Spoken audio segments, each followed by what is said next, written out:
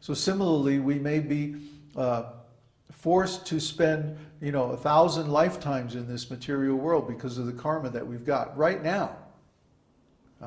But if we perform devotional service very nicely, we can actually get out in just a few lifetimes. Maybe even this very lifetime, we can attain liberation. We can attain liberation at any moment. Theoretically, as soon as we adopt a transcendental ontology, we immediately attain a liberation, even within the present body. Liberation simply means that we consider ourselves a spiritual entity instead of a material entity, and we relate to everyone in that way. That means all of our energy, all of our time, all of our work, all of our resources are dedicated to the service of the Lord, not to our own personal enjoyment. So we're not creating any more karma.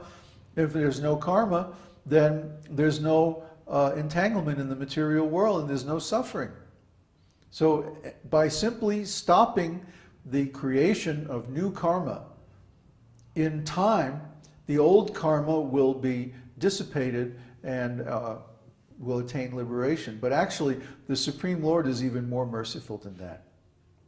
If we dedicate our entire energy, time, and resources to His service, then by His mercy, He'll forgive all the karma that we have accrued in our karma account.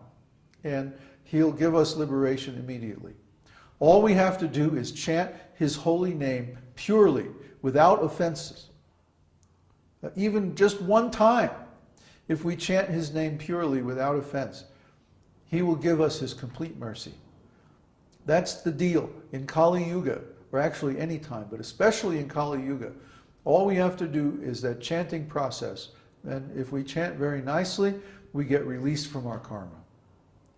This isn't phony, sentimental, mystical concoction or imaginary, some kind of a imaginary philosophical process like merging with the Supreme, becoming one with God, all of this. And you can't find anybody who's become one with God. If they did, they would just be sitting there like in a coma.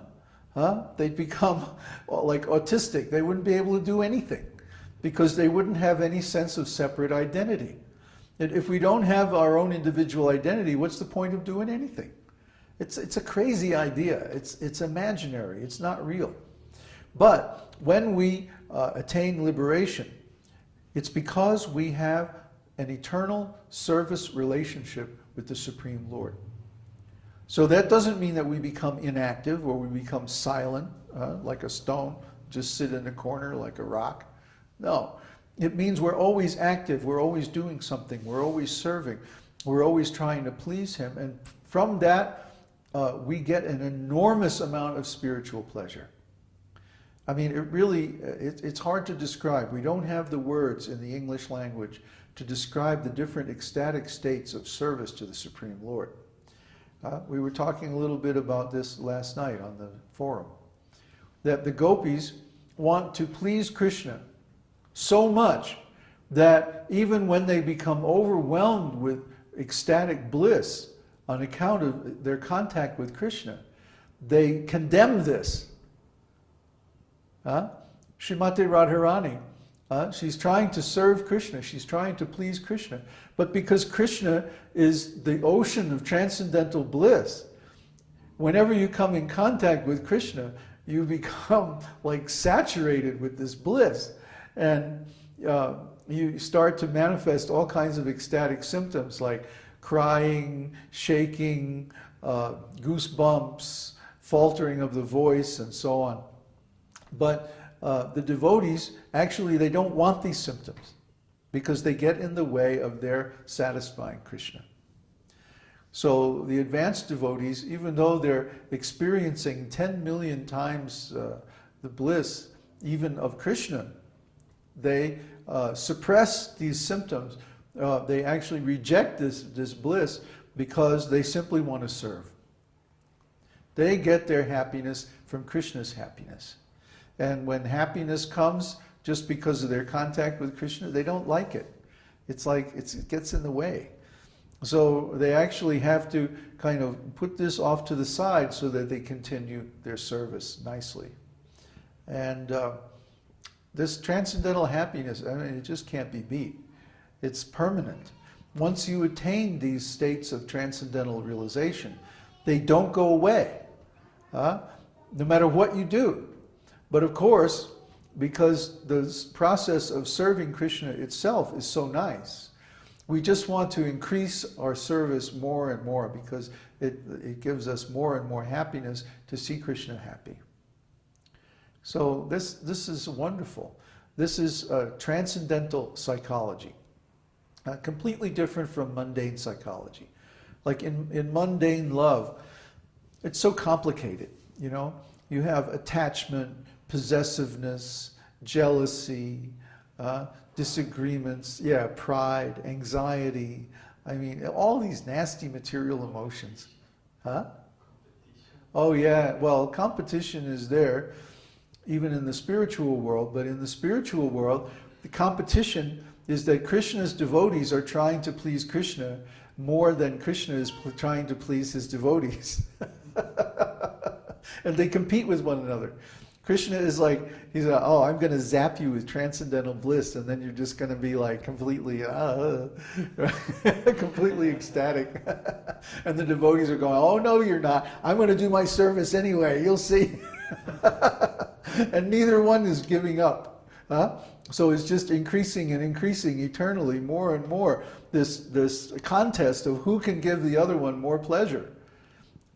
Completely different from the material world. In the material world, it's my pleasure versus your pleasure. And then people compete to see who can get the more pleasure, who can get the more exploitation out of the other one. Oh, it's so nasty. Who would want this kind of a relationship when you can have a relationship where instead the competition is who can give the more pleasure to the other one? Completely different, completely wonderful. Uddhava, you had a question? Connor is saying, I want to close my karma account. Yes. And you have to turn in your karma credit card too.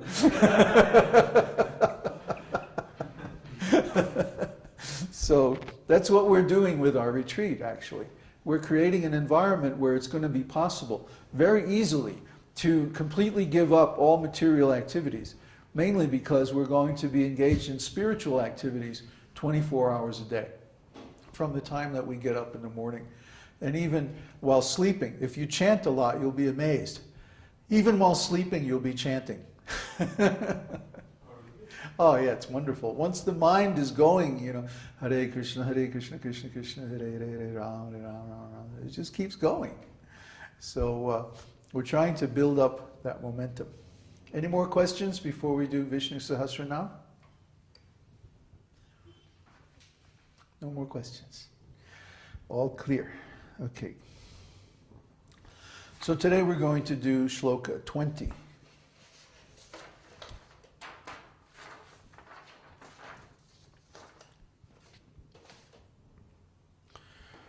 Om Namo Bhagavate Vasudevaya. Om Namo Bhagavate Vasudevaya.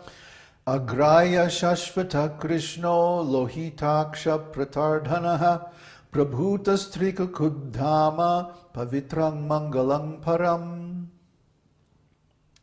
So the first holy name is Agrahya. Agrahya means Lord Krishna is the non-material cause of the material manifestation. So how can it be that the material manifestation has a non-material cause? You would think that if it's material, a material effect would have to have a material cause. But actually, Krishna is not the direct cause of the material manifestation. He's only the indirect cause. What he does in the form of Mahavishnu or Narayan, he emanates the Mahatattva, which is the reservoir of all material elements.